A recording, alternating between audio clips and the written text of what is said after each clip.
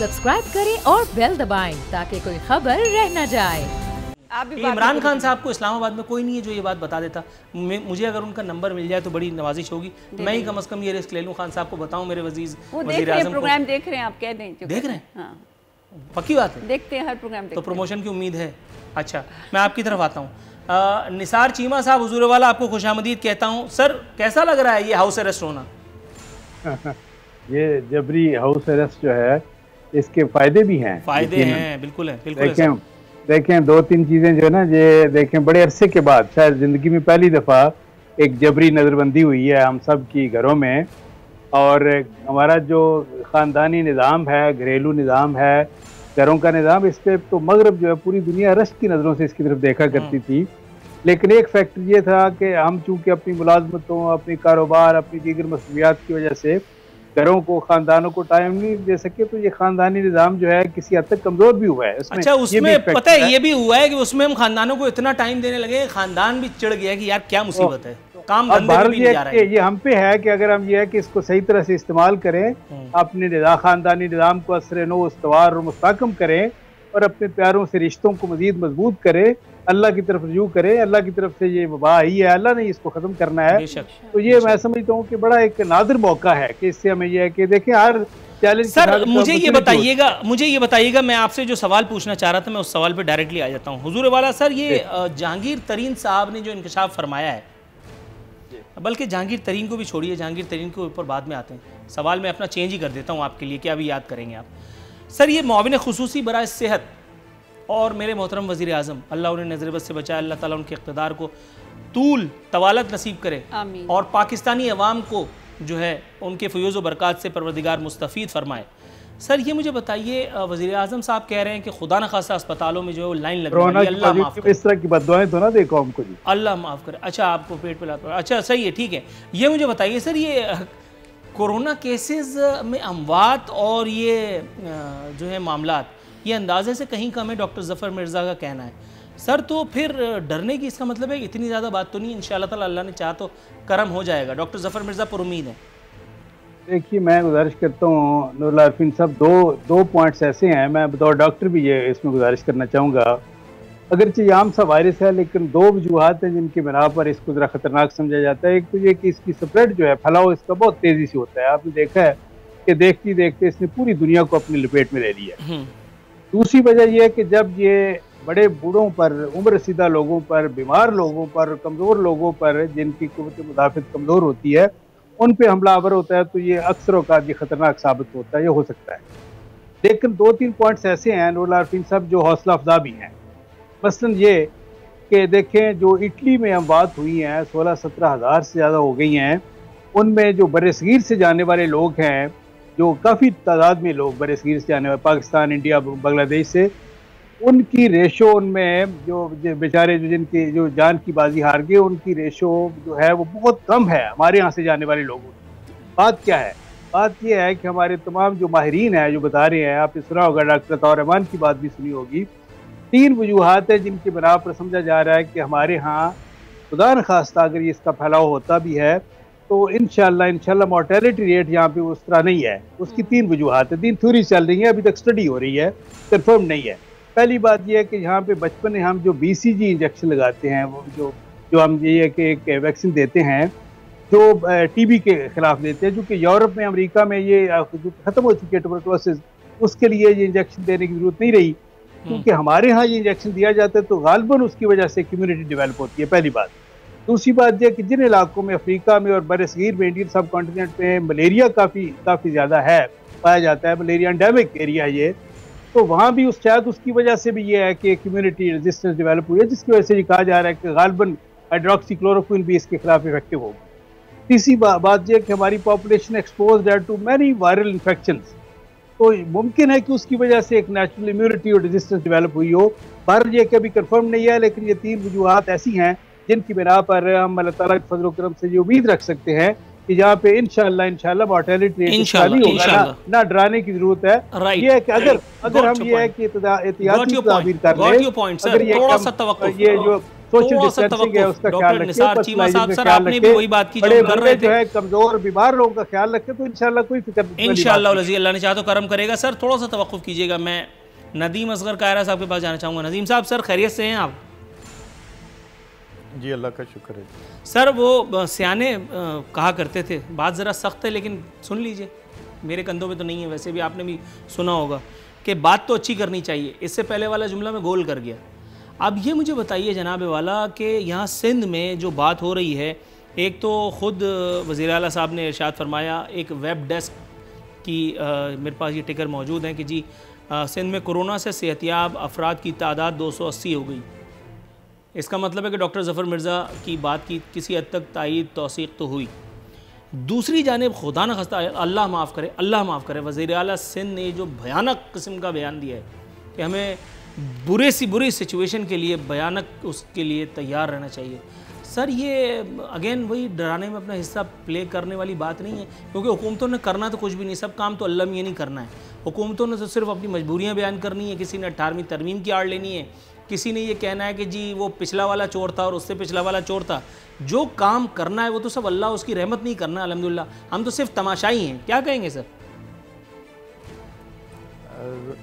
सिद्दीक साहब, बात यह है कि जो वज़ीर आला सिंध ने कहा है उन्होंने ठीक कहा है, अल्लाह का लाख लाख शुक्र अदा करना चाहिए। अगर उन्होंने कहा कि इतनी जो है सेहतयाब हुए हैं लोग, बड़ी अच्छी बात है। लेकिन जो आप बात कर रहे हैं कि उन्होंने साथ डराया भी है, आप देखें कि डॉक्टर ताउर रहमान साहब ने पिछले दिनों अपने एक इंटरव्यू में कहा है कि भाई मैं जो टेस्टिंग जो हो किट है वो दस्तयाब नहीं है प्रॉपर। और देख लें सिंध में अभी 30% है, 100 जाती हैं अगर, तो 30% जो है वो सिंध में 70% नकारा निकलती हैं और 30% ठीक हैं।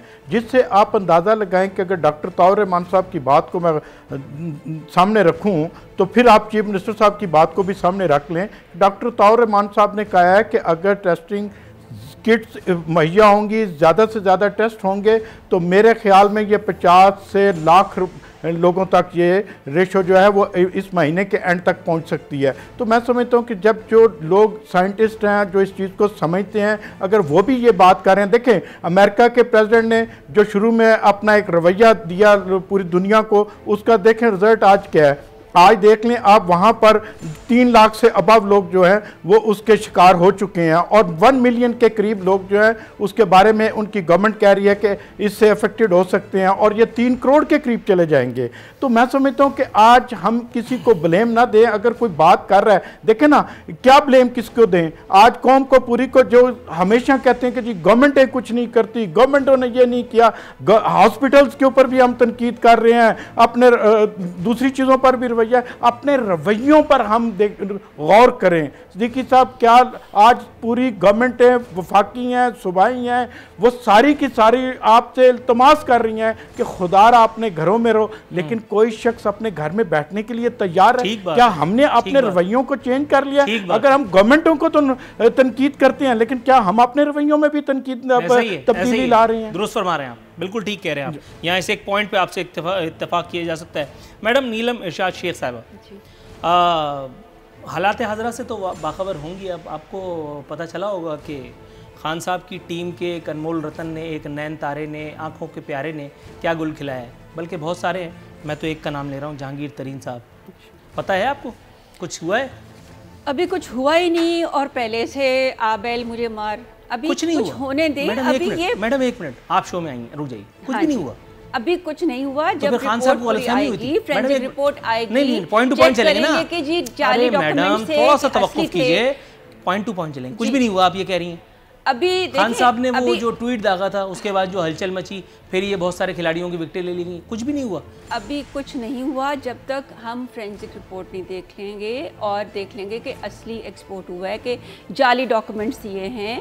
ये जब तक जाली डॉक्यूमेंट एफआईए दे रही है। हाँ, एफआईए पे इल्जाम लगा रही हैं? नहीं, एफआईए पे नहीं, एक्सपोर्टर्स होते हैं ना, जैसे एक पहले रिवाज रहा है ना हमारे पाकिस्तान में कि जाली डॉक्यूमेंट देख के रिबेट ले लेते थे। पहले तो हुक्मरानों को तो भेज दिया गया, हाँ जी, तब्दीली आ चुकी है। अभी तब्दीली आ चुकी है। अभी टाइम दें उनको, अभी इनको टाइम दें, जो एक्सपोर्टर, शुगर एक्सपोर्टर्स को, उनको टाइम दें जब तक हमारे फोरेंसिक रिपोर्ट नहीं आती और उनके डॉक्यूमेंट्स नहीं चेक करते। 25 को आ जाएगी, फिर क्या होगा?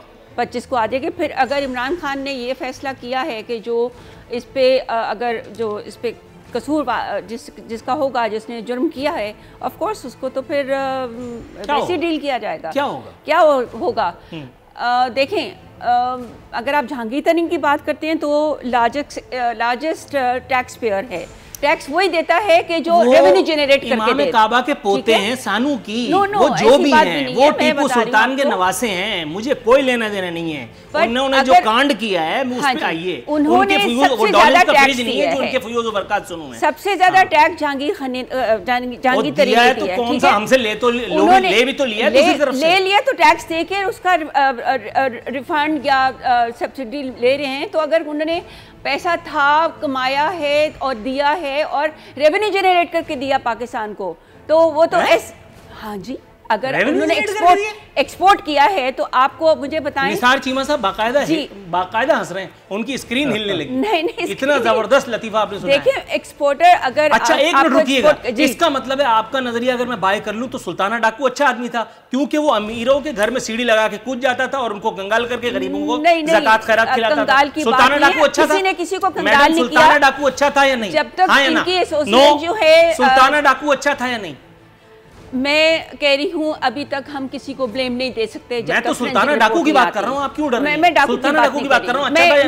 मैं टॉपिक की बात कर रही हूँ। मैं टॉपिक पे आ जाऊंगा ना, देखिए आप जवाब दीजिए। नहीं, टॉपिक से हट के बात करें। मैम, जहांगीर तरीन साहब के फ्यूज आप मुझे बता रही है कि उन्होंने टैक्स दिया, मुझे क्या लगता है? मैं तो आपसे ये पूछ रहा हूँ जो कांड उन्होंने किया, जिसके ऊपर खान साहब ने खाली उन्होंने अकेले ने थोड़ी किया ना। इसका मतलब उन्होंने किया, आप ये मानती हैं? पार्शियली एग्री कर रही हैं ना? अगर पार्शियली एग्री कर रही हूँ, चलो थोड़ी सी प्रूफ दे देते हैं कि उन्होंने कोई इलीगल काम नहीं किया, तो आई थिंक फिर हमें उनको चांस देना चाहिए कि वो अपनी सफाई पेश कर सकें और अपने डॉक्यूमेंट्स दिखाएंगे। स्टेट बैंक से आपको मालूम पड़ जाएगा कि ये आप जितने भी आप अभी तक बात कर रहे हैं सब हवाई बातें हैं। अभी ऑफ कोर्स थोड़ा बात कर रहा हूँ वो तो हवाई हो सकती है, ठीक है, क्योंकि आई एम नोबडी, लेकिन मेरे मुल्क का वज़ीर-ए-आज़म जब ट्वीट करके चीजों को ऑफिशियल कर देता है का मतलब तब कानून से कोई बालातर नहीं है। जब तक रिपोर्ट नहीं आएगी उनको उसका चांस दिया जाएगा अपनी सफाई पेश करने का। ऑफ कोर्स जो भी फिर ये सब इसका मतलब है कि फिर लीपा पोती जो हो रही है ये सब वही बात है जो सिराजुल साहब ने कहा कि लोग दाएं बाएं करने से कुछ नहीं होगा, ऑपरेशन क्लीन अप होना चाहिए। सिर्फ मुलव्विस अफराद की निशानदेही से बात नहीं बनेगी। गुज़िश्ता हुकूमतों ने भी यही किया, जिसपे आप लोगों ने कोहराम मचाए रखा, जिसपे आप लोगों ने करप्शन के खिलाफ वो बयानियां दिया जो तारीफ है। इमरान खान ने सामने वक्त से पहले, हालांकि ये नहीं बताना चाहिए था जब तक सारा हमारे पास रिपोर्ट नहीं इकट्ठी हो जाती। अब जब तक हम लोग एक्सपोर्ट की सारी डॉक्यूमेंट्स नहीं देख लेते स्टेट बैंक से, या जाली एक्सपोर्ट हुई है, अगर जाली डॉक्यूमेंट्स हैं तो नेचुरली उसकी हमें देनी पड़ेगी, उसकी इनको प्रूफ के जाली। Right ma'am, got your point. क्या आप कोरोना के खौफ से हैं डिप्रेशन का शिकार? अब ना हो परेशान, बोल ला रहा है महफूज पाकिस्तान के तहत डॉक्टर ऑनलाइन। माहिरीन सेहत से पूछें कोरोना से मुताल्लिक अपने सवालात। राब्ते के लिए फोन उठाएं और डायल करें 021-350-91425, 021-3509-1433। लाइव कॉल्स दोपहर 2 से 3 और शाम 5 से 6 के दरमियान। आप अपने सवालात व्हाट्सएप पर भी भेज सकते हैं 0337-0310-377। जवाबात स्क्रीन पर दिए गए औकात मुकर्ररा में नशर किए जाएंगे। सुबह 10 बजे, सुबह 11 बजे, शाम 7 बजे, रात 8 बजे, रात 10 बजे और रात 11 बजे। तो जुड़े रहिए बोल के साथ, क्योंकि बोल का पैगाम महफूज पाकिस्तान।